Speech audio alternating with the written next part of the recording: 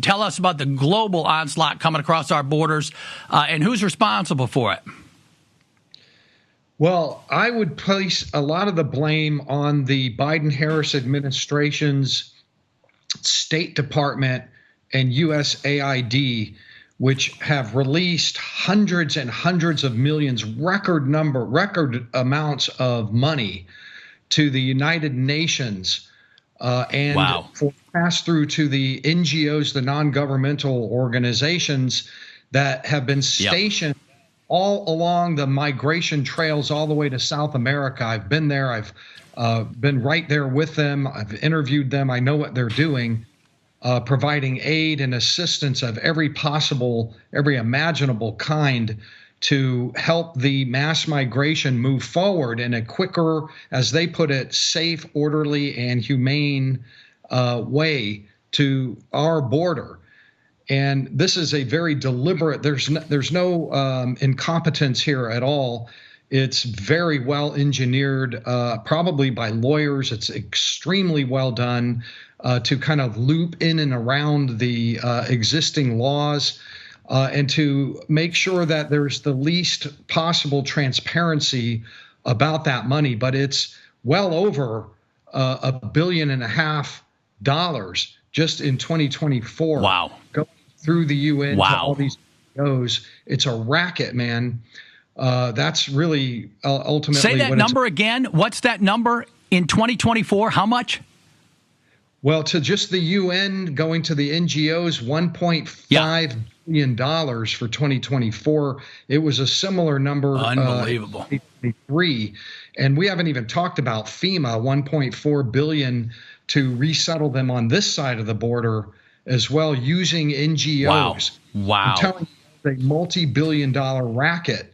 And I believe that for whatever ideology is out there behind this, and there certainly is ideology about open borders, that this is all about making money. Remember, Eisenhower warned us before he left office about the military-industrial complex gaining control of U.S. foreign policy. They're making the tanks and the bombs and the bullets, making profit on that. We'd be forever at war if they were to get a hold of that. Well, that's what happened with the migrant advocacy industrial complex, got a hold of U.S. immigration policy, and this is what happened. Who are the groups or the personalities? The Republicans all run and say they're against this border invasion. Have you seen anyone put up a fight on the House floor or the Senate? The Senate's always crickets on everything. Have you heard anybody standing up for the American people on these issues? And I'm exaggerating a bit, but not by much.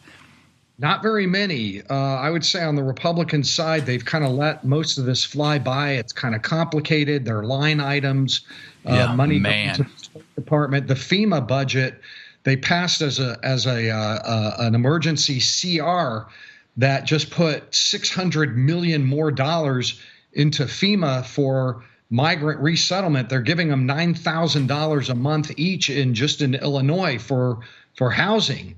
$9,000 a month? $9,000 a month just in Illinois, and that's according to media all over the place. But that's happening all over the country. That $1.4 billion. Yeah. And those were Republicans as well as Democrats. 20 seconds.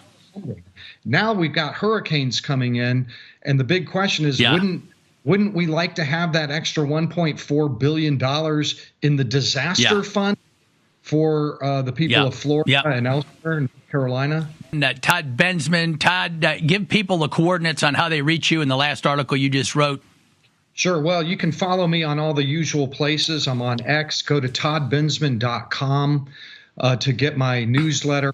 I'm on my way to Chiapas State, Mexico, in southern Mexico on Monday to take stock of the bargain that the Biden-Harris regime cut with the Mexican government to internally deport thousands and thousands of immigrants from our border to their southern provinces and to trap them down there for the until the November 5 election. There's like a Gaza Strip down there, tens of thousands. No American has ever gone in there in 8 months since they've been doing this. Wow. I'll be down there. You can follow me at cis.org, and my Twitter, I'll be tweeting or Xing or whatever you call it on my findings, and my reports will be coming out the following week. Todd Bensman, thanks for being with us. Thanks for the heroic work you do on the border for the United States and our great citizens. Thanks for being with us, Todd. Thank you.